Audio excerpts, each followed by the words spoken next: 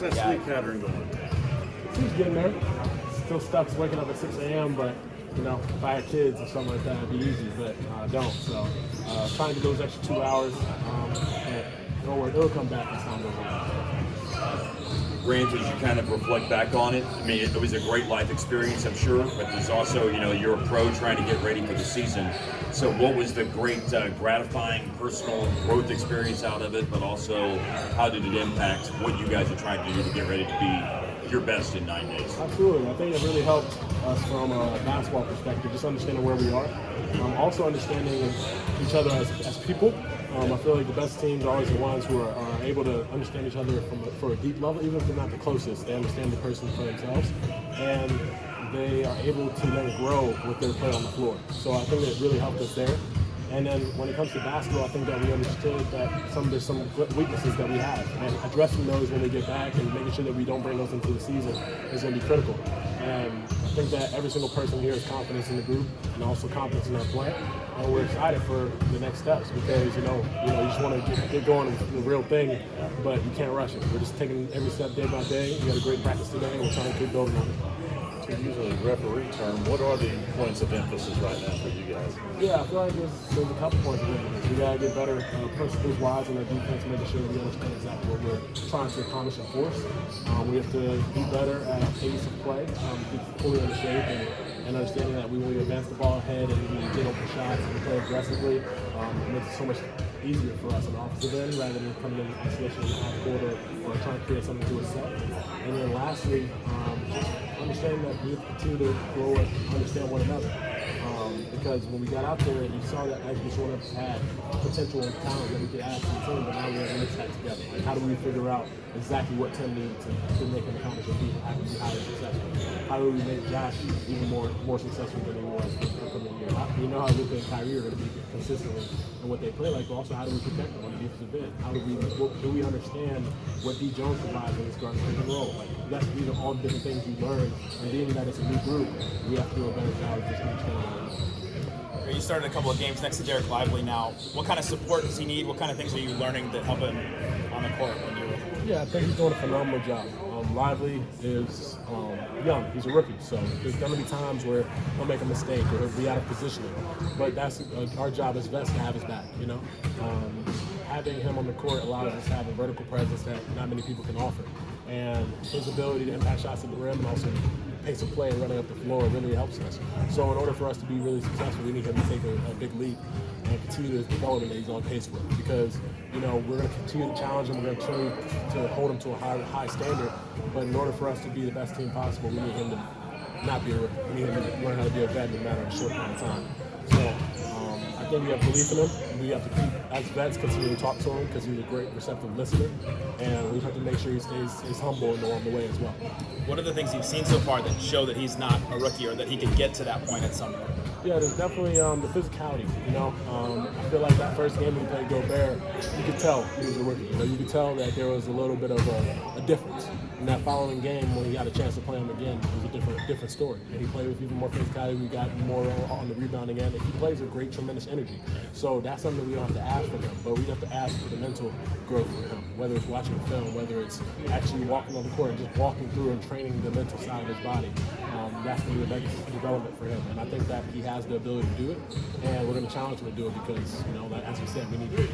Granted, a couple of your answers while we've been talking, you've mentioned the term pace of play, and of course, part of the element of pace of play is getting a rebound, so you can get out and do that. And I know you weren't here last year, so you don't have that baseline to compare it to, but it wasn't great last year. So, in what games you played and practices, and what are you seeing in that specific aspect? Defensive rebounding in terms of setting a pace of play. How do you feel that's coming along? We have a lot of energy. Yeah. Energy is not the issue. For us, it's going to be the physicality. It's making sure that we put a body on the body. And even when we do put a body on the body, when a guy doesn't, crash off the glass from the corner or from the top, stuff like that, making sure that we help our players on the back end. I always give examples of my time in Boston. And I say that, when JT is fighting with, say it's Joel or something like that, we don't just ask him the ball goes over his head to get that rebound as well, just because we boxed out. We have two guys, or one guy on Joel's back, going in the air and grabbing it, and I don't give a damn if you get a loose ball foul. Like for me, it's like just playing with as much physicality and effort and toughness, because energy-wise, we're going to be there. We're going to crash the glass offensively. We're going to be able to be in the energy spot where we jump vertically and try and make a play. And it's got to be the physical where we make contact, and then help one another out. That's going to be the basic. What helped you to build that sort of synergy as a unit during your time with Boston? Understanding one another. You know, I always say that's where the basis comes in. Being a new team, my first year we were talented, so we were able to benefit, and we had size, stuff like that. And sometimes your talent can help you, but in times where you don't have those lineups or people are unhealthy and stuff like that, it comes back to the principle of understanding one another and saying that yes, I'm engaged, I'm fighting this guy the entire game. There might be a time where it goes over my head. I'm gonna need you to have my back. Rather than saying, oh, you expect me to get everything the entire time, because realistically, that's not how this works, When it comes to basketball, it's not perfect. It's not black and white, X's and O's. So we have to do a better job of being in those moments where things don't go our way and still coming up with it, still coming up with that effort. My math is right. During the 3 games of the trip, you and Kyrie and Luka were only on the court like 6 minutes together. Do you have a concern about that from a continuity standpoint, or are you guys getting enough done in practice? Not at all. I feel like that you mentioned, mentally we were able to just, we have a good feel for it. We played against each other for a long time. We understand exactly what's going on in the rest of the country. It's going to be our nicks and crannies where we have to fix something. But that's our ability to communicate with one another is the number one thing you have to have.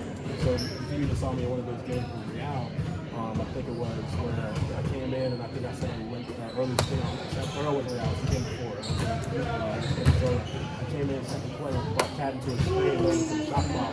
Luke out here and made a 3 got foul. And I said, I had to walk up to him and say, you okay with me doing that? Understand what shot clock and they had a great opportunity isolation.